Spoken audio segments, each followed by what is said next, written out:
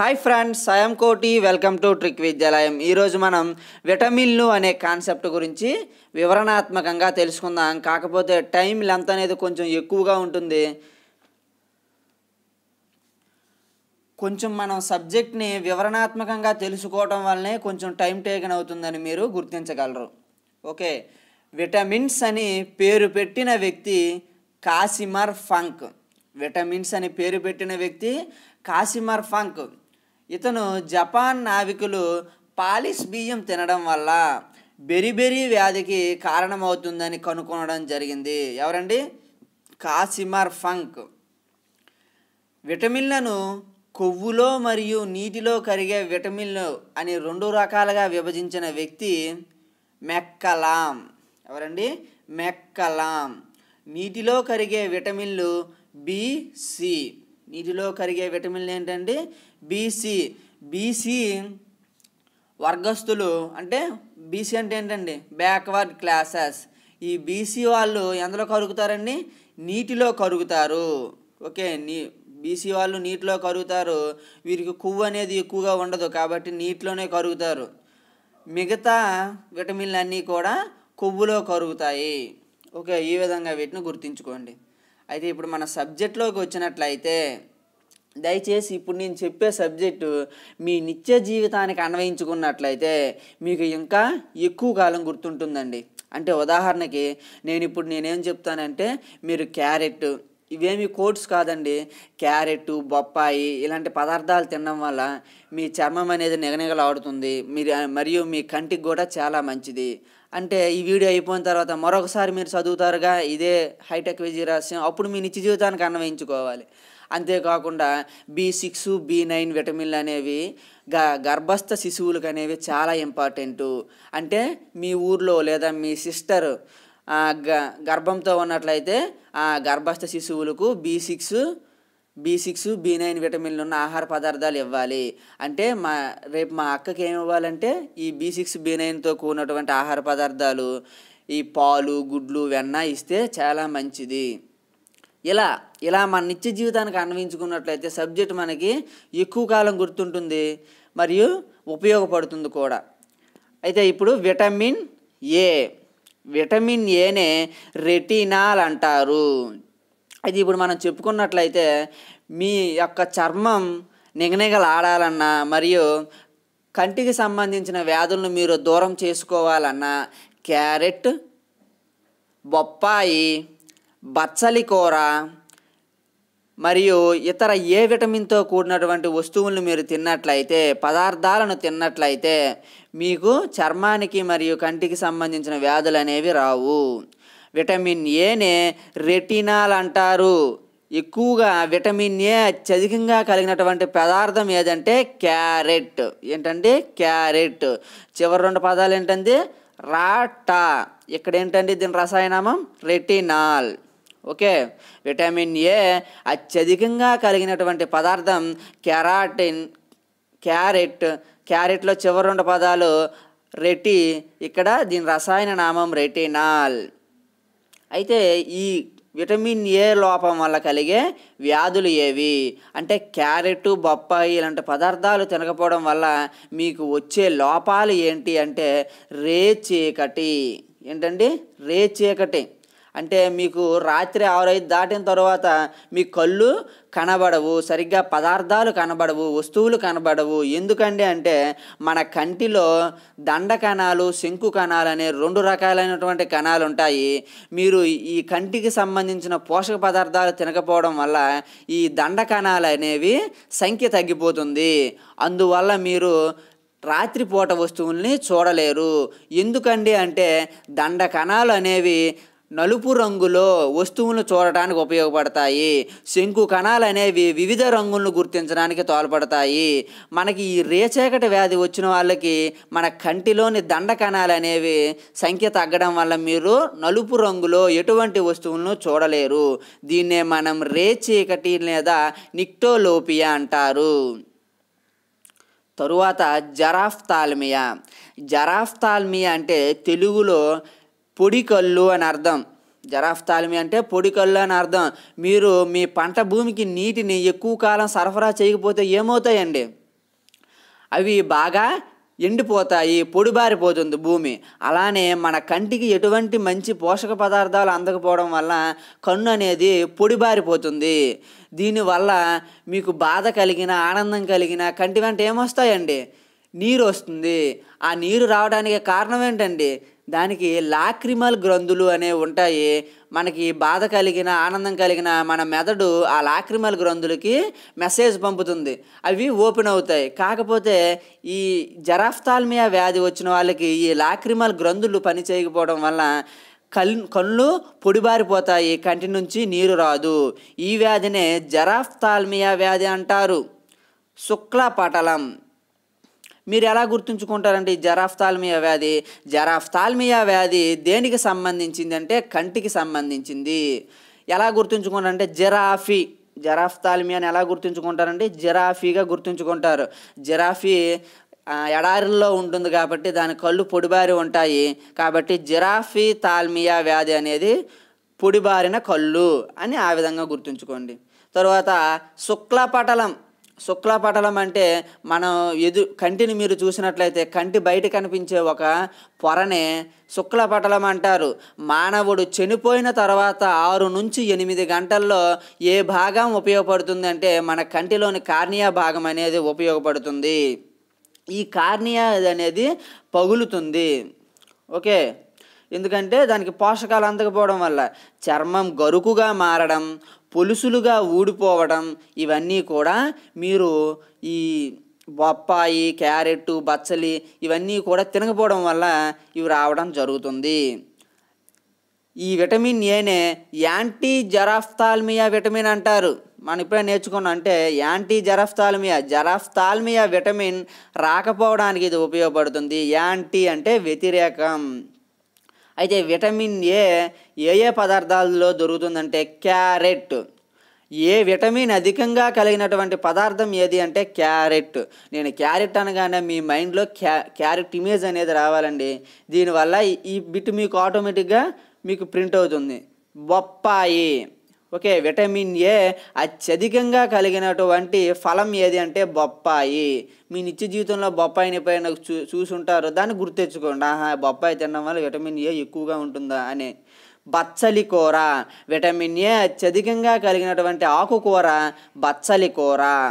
తరువాత గుమ్మడి. Codd liver oil అంటే ఏంటంటే కాడ్ అనేది ఒక రకమైనటువంటి చేప. ఈ చేప నుంచి మనకి ఒమేగా 3 అనే ఫ్యాటీ ఆమ్లాలు అనేవి మన శరీరానికి అందడం వల్ల విటమిన్ ఏ అనేది లభ్యమవుతుంది. అంతేకాకుండా మునగ. విటమిన్ను కనుగొన్నది మెక్కలామన్ డేవిస్. ఓకే, విటమిన్లను నీటిలో కరిగేవి, కొవ్వులో కరిగేవిగా విభజించిన వారు ఎవరండి? మెక్కలాం. ఇతనే విటమిన్ ఏని కనుక్కొనడం జరిగింది. చూడండి మిత్రులారా, ఇదే కార్డ్ ఫిష్ అనేది ఇదే. దీని యొక్క లివర్ని మనం తినడం ద్వారా మనకి విటమిన్ ఏ అధికంగా లభ్యమవుతుంది. కార్డ్ లివర్ చేప. కంటి చూపుకు తోడ్పడే విటమిన్ ఏ విటమిన్. పామాయిల్ పసుపు రంగులో, క్యారెట్ ఆరెంజ్ రంగులో ఉండటానికి కారణమయ్యే విటమిన్ ఏది అంటే విటమిన్ ఏ. ఓకే, కాకపోతే యాక్చువల్గా చెప్పాలంటే ఈ పామాయిల్, క్యారెట్లో విటమిన్ అనేది బీటా కెరోటిన్ రూపంలో ఉంటుంది. ఈ బీటా కెరోటిన్ రూపంలో ఉంటుంది. ఈ పదార్థాలను మనం తీసుకున్న తర్వాత మన జీర్ణ వ్యవస్థ ఏం చేస్తుందంటే ఈ బీటా కెరోటిన్ని విటమిన్ ఏగా మార్చి మనకు శక్తిని ఇవ్వడం జరుగుతుంది. ఓకే, విటమిన్ ఏ అర్థమైంది కదండి. కాకపోతే ఎందుకంటే ఇంత వివరణాత్మకంగా చెప్పడానికి కారణం ఏంటంటే ఎక్కువ కాలం మీకు గుర్తుండాలనే ఉద్దేశంతో ఇలా కొంచెం టైం టేకన్ తీసుకోవడం జరుగుతుంది. విటమిన్ డీనే ఏమంటారంటే కాల్సిఫెరాల్. విటమిన్ డీని కాల్సిఫెరాల్ అంటారు. ఎందుకంటే ఇది సూర్యుడి నుంచి వస్తుంది. అందుకే దీన్నే సన్షైన్ విటమిన్ అని, ఫ్రీ విటమిన్ అని, హార్మోన్ లాంటి విటమిన్ అని, యాంటీ రికెటింగ్ విటమిన్ అని అంటారు. సూర్యుడి నుంచి వెలువడే విటమిన్ ఏంటంటే కాల్సిఫెరాల్ విటమిన్. సూర్యుడిలో మీరు ఎక్కువ కాలం నించున్నారనుకోండి ఏమైపోతారండి? కాలిపోతారు, నల్లగా అయిపోతారు. కాబట్టి సూర్యుడిలో ఉండే విటమిన్ ఏదంటే కాల్సిఫెరాల్. సూర్యుడిలో ఎక్కువ కాలం ఉంటే మీరు సూర్యుడు ఎండలో ఎక్కువ కాలం ఉంటే కాలిపోతారు. కాబట్టి కాల్సిఫెరాల్. Sunshine vitamin.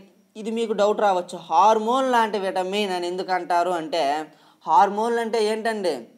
హార్మోన్లు అంటే దానికి ప్రత్యేకమైనటువంటి నాళాలు అనేవి ఉండవు. డైరెక్ట్గా రక్తంలోనికి హార్మోన్లు రిలీజ్ అవుతాయి. హార్మోన్ రిలీజ్ అయ్యి మనకి శక్తిని ఇవ్వడం జరుగుతుంది. అదేవిధంగా ఈ విటమిన్ డి కూడా ఊహించుకోండి, మీకు సూర్యకాంతి అనేది మీ చేతిపైన పడింది. సూర్యకాంతిలో ఏ కిరణాలు ఉంటాయండి? యూవి కిరణాలు ఉంటాయి. యూవి కిరణాలు మీ చేతిపైన పడ్డాయి. చేతిపైన పడి చర్మం లోపలికి వెళ్ళాయి. లోపలికి వెళ్ళి చర్మం కింద మనకి కొవ్వు కణజాలం అనేది ఉంటుంది. ఈ కొవ్వు కణజాలంలో మనకి కాల్షియం అనేది ఉంటుంది. ఈ కాల్షియంను ఈ ఎముకలకు గట్టిగా పట్టి ఉంచడంలో ఈ విటమిన్ డి అనేది తోడ్పడుతుంది. అందుకే దీన్నే హార్మోన్ అని కూడా అంటారు. హార్మోన్ లాంటి విటమిన్ అని విటమిన్ డినే పిలవడం జరుగుతుంది. అంటే దీనికి ఎటువంటి నాళాలతో పని లేదు. డైరెక్ట్గా సూర్యకాంతే మన కొలెస్ట్రాల్లో ఉన్నటువంటి కాల్షియంను ఎముకలకు పట్టి ఉంచడం వల్ల ఎముకలు అనేవి చాలా గట్టిగా ఉండటానికి విటమిన్ డి అనేది తోడ్పడుతుంది. యాంటీ రికెటింగ్ విటమిన్. మీరు చాలాసార్లు రికెట్స్ వ్యాధి ఉన్న వ్యక్తులను మీరు గమనించే ఉంటారు. ఒకసారి చూసినట్లయితే ఇవే రికెట్స్ వ్యాధి ఉన్నటువంటి శిశువు ఎముకలు అనేవి పెలుసుబారిపోతాయండి. ఎముకలు పెలుసుబారిపోవడం వల్ల వివిధ ఆకృతుల్లో ఇలా చోటు చేసుకోవడం జరుగుతుంది. ఇలా ఎందుకండి అంటే, మీరు ఎప్పుడైనా ఇలాంటి చాలా వ్యక్తులను చూసే ఉంటారు. ఒకసారి మీరు గుర్తు తెచ్చుకోండి. ఓకే, రికెట్స్ వ్యాధి ఎందువల్ల అంటే నీటిలో ఫ్లోరిన్ గాఢత అనేది ఎక్కువగా ఉండటం వల్ల ఈ రికెట్స్ వ్యాధి అనేది రావడం జరుగుతుంది.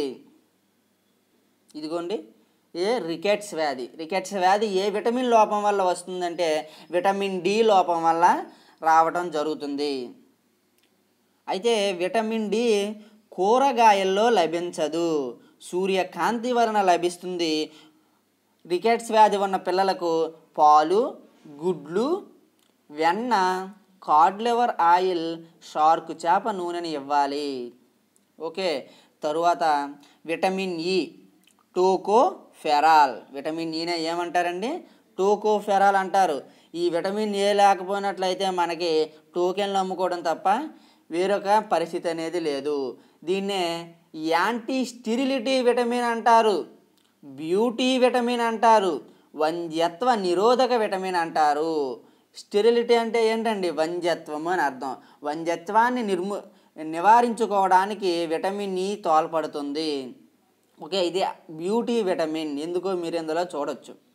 పురుషుల్లో వంధ్యత్వము, స్త్రీలలో గర్భస్రావము, ఎర్ర రక్త కణాల జీవితకాలం తగ్గడము, కండరాల క్షీణత అనేది ఈ టోకోఫెరాల్ లోపం వల్ల కలుగుతుంది. పురుషుల్లో వంధ్యత్వం కలగడానికి కారణమైనటువంటి లోపమైనటువంటి విటమిన్ ఏది అంటే విటమిన్ ఇ, టోకోఫెరాల్. వంధ్యత్వం ఉంటే మనోడు టోకెన్లు అమ్ముకోవడమే తప్ప ఇంక దేనికి పనికిరావడానికి గుర్తుంచుకోండి. అయితే ఈ వంధ్యత్వం ఉన్న పురుషులకు ఏమి ఇవ్వాలండి, ఏ ఫుడ్ ఇవ్వాలండి అంటే వీళ్ళకి మొలకెత్తిన గింజలు. ఏంటండి? మొలకెత్తిన గింజలు ఇవ్వాలి ఉదయాన్నే. అంతేకాకుండా మనం సన్ఫ్లవర్ గింజలు, ఓకే, సన్ఫ్లవర్ గింజల నూనె, మరియు మొలకెత్తుతున్న గింజలు, మరియు పత్తి గింజల నూనె అన్నీ కూడా గింజలతో కూడినటువంటి ఇవ్వడం వల్ల వీరిలో వంధ్యత్వాన్ని కొంతవరకు నివారించవచ్చు. మొలకెత్తే గింజలు, పొద్దుతిరగడు గింజల నూనె, పత్తి గింజల నూనె, వీటిని ఎవరికి ఇవ్వాలండి? వంధ్యత్వం ఉన్న వ్యక్తులకి ఇవ్వాలి. తరువాత స్త్రీలలో గర్భస్రావం, ఎర్ర రక్త కణాల జీవితకాలం తగ్గడం, కండరాల క్షీణత. మీకు ఇంపార్టెంట్ ఇప్పుడు చెప్తున్నానండి. ఎర్ర రక్త కణాల జీవితకాలం తగ్గడం అనేది ఏ విటమిన్ లోపం వల్ల కలుగుతుంది అంటే టోకోఫెరాల్. అదే తెల్ల రక్త కణాల జీవితకాలం తగ్గడం అనేది ఏ విటమిన్ లోపం వల్ల కలుగుతుందండి అంటే B9 విటమిన్. ఓకే, ఎర్ర రక్త కణాలు అయితే ఎవరిలో అండి, వంధ్యత్వం ఉన్న పురుషుల్లో ఎర్ర రక్త కణాలు అనేవి తక్కువగా ఉంటాయి. ఆ విధంగా గుర్తుంచుకోండి. వంధ్యత్వం ఉన్న పురుషుల్లో ఏం తక్కువ ఉంటాయండి, ఎర్ర రక్త కణాలు తక్కువగా ఉంటాయి. తెల్ల రక్త కణాలు ఎవరిలో తక్కువగా ఉంటాయంటే గర్భస్థ స్త్రీలలో, గర్భం ఉన్న స్త్రీలలో ఈ తెల్ల రక్త కణాలు అనేవి తక్కువగా ఉంటాయి. అంటే విటమిన్ B9 లేదా ఫోలిక్ ఆమ్లంలో లోపం వల్ల తెల్ల రక్త కణాలు జీవితకాలం అనేది తగ్గుతుంది. ఈ విషయాన్ని మీరు గుర్తుంచుకోండి. Vitamin E. తర్వాత విటమిన్ K, ఫిల్లోక్వినైన్. ఫిల్లోక్వినైన్ అనగానే మీరు పిల్లలు అని గుర్తుంచుకోండి. ఫిల్లోక్వినైన్ పిల్లలు ఎప్పుడు మీ ఇంట్లో పిల్లలు ఏం చేస్తారండి, ఎప్పుడు ఏదో ఒక దెబ్బను తగిలించుకుంటూ, గాయాన్ని తగిలించుకుంటూ ఇంటికి వస్తారు. కాబట్టి దీన్ని యాంటీ బ్లీడింగ్ విటమిన్ లేదా రక్తాన్ని గడ్డకట్టించే విటమిన్ లేదా యాంటీ హ్యూమరిటిక్ విటమిన్ అంటారు. ఏంటంటే పిల్లలు ఎప్పుడు కూడా మీరు గాయాలతో ఇంటికి రక్తాన్ని కలిగి ఉండి వస్తారు కాబట్టి దీన్ని యాంటీ బ్లీడింగ్ విటమిన్ అని అంటారు. మరి పిల్లలు ఇలా దెబ్బలు ఇలా గాయం పాలై వస్తారు. అలాంటప్పుడు మనం ఏం వాళ్ళకి ఆహారం ఇవ్వాలి అంటే వాళ్ళకి గుడ్లు, ఉదయాన్నే పాలు ఇవ్వాలి, పాలుతో పాటు గుడ్లు ఇవ్వాలి. తరువాత ఆవు పాలు ఇస్తాం ఎలాగో, తర్వాత ఆకుకూరలు పెట్టాలి, కాలీఫ్లవర్ కర్రీ 4 చేసి ఇవ్వాలి. అర్థమైంది కదండి. విటమిన్ K, ఫిల్లోక్వినైన్ పిల్లలు ఎప్పుడు గాయాలతో ఇంటికి వస్తారు కాబట్టి వారికి ఉదయాన్నే పాలు మరియు గుడ్లు, ఆకుకూరలు ఎక్కువగా చేసి ఇవ్వాలి. లివర్ అనేది ఇవ్వాలి, పిక్కలు, కాలీఫ్లవర్ వీళ్ళకి ఆహారంగా ఇవ్వాలి. అయితే పిల్లలకు గాయాలు ఎలా అవుతాయండి, ఢామ్ అని ఏదో ఒక రాయి కానీ కర్ర కానీ ఏదైనా పడినట్లయితే వీళ్ళకి గాయం తగులుతుంది. కాబట్టి విటమిన్ K లేదా ఫిల్లోక్వినైన్ ఎవరు కనుగొన్నారంటే ఢామ్ అనే శాస్త్రవేత్త కనుగొన్నారు. తరువాత నీటిలో కరిగే విటమిన్లు. ఓకే, బి సిరీస్ విటమిన్లు. మనం